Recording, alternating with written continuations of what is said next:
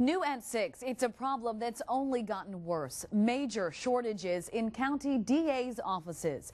It overworks prosecutors and frustrates victims. Tonight, we go inside the numbers to show you how understaffing hurts a county's ability to work domestic violence cases and hold the suspects accountable. I met him at a fair, and instant connection. Jessica says it didn't take long for her boyfriend of 5 years to become abusive. When I got pregnant, his verbal abuse scared me, saying that I'm better off dead. She says she first called police in 2006. They just talked to him and calmed him down, and that was it. Police records show Jessica called for help multiple times, and she says there were many other incidents she did not report. I felt trapped. Until 2 months ago. He yanked me up, put me in a chokehold. When I woke up, I couldn't move my neck. I had a black eye and a big gouge on my nose. Her boyfriend was charged with strangulation and battery. The court granted her a 4-year restraining order, and she filed for full custody of their 4-year-old son. I feel like I failed them.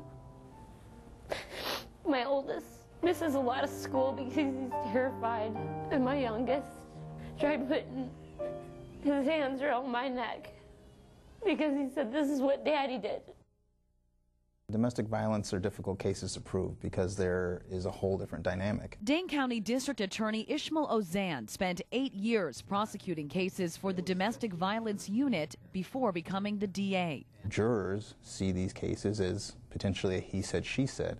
And who do they believe? Who do they like? In 2010, Dane County law enforcement referred nearly 3,300 cases of domestic violence to the DA. Of those, 370 resulted in felony charges, more than 1,700 misdemeanors, and 516 tickets. But 587 of the arrest referrals were declined, meaning no charges filed. I'm comfortable with our charging decisions. It's going to be whether or not there's an ability for us to prove it. It's whether we have the proof. That, too, is becoming increasingly difficult with a shortage of prosecutors statewide. The worst shortage, Dane County. A state report says the DA's office is down 11 prosecutors. Right now, they have 27. The state says they should have 38. County prosecutors are state employees, so while the state's DOA says they're needed, the state's legislature won't approve them. In the last state budget, the county asked for 12 positions, all denied. Compare that to the police department. Since 1985, Dane County's population has grown by 40%. Madison has added 143 new officers, a 48% jump. But the DA's office added just 2 and remains at 1985 staffing levels. We need bodies, and we need them yesterday. The other problem, retaining experienced prosecutors. Moving into this building in 2006, we lost 150 years plus of experience.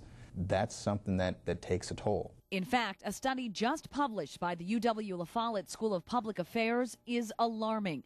Of the state's 330 assistant district attorneys, 246 left their jobs between 2001 and 2007.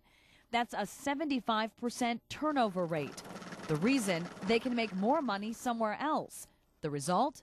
Half of Dane County's prosecutors have less than 5 years experience. Experience is going to be the biggest key for a prosecutor's office to maintain public safety. This at a time when state numbers show domestic abuse incidents continue to rise. More cases, inexperienced ADAs, and fewer of them means frustration all around.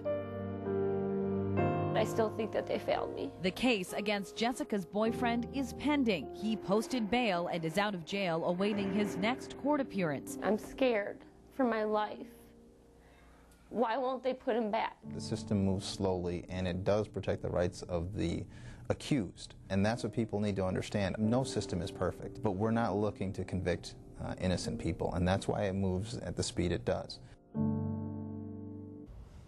Jessica is one of many victims who become frustrated with the legal system.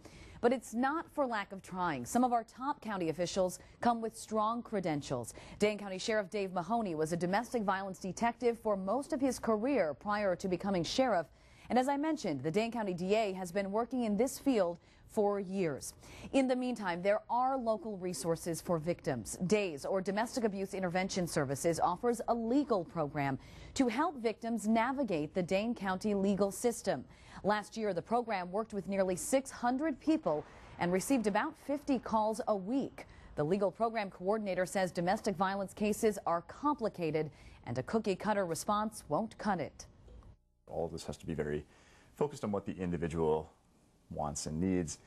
Unfortunately, sometimes, that's not always the way the system works, and that can certainly be a challenge for our clients and for us as advocates. But it's the system we have, and we try to make the best of it and help people get through it as best they can.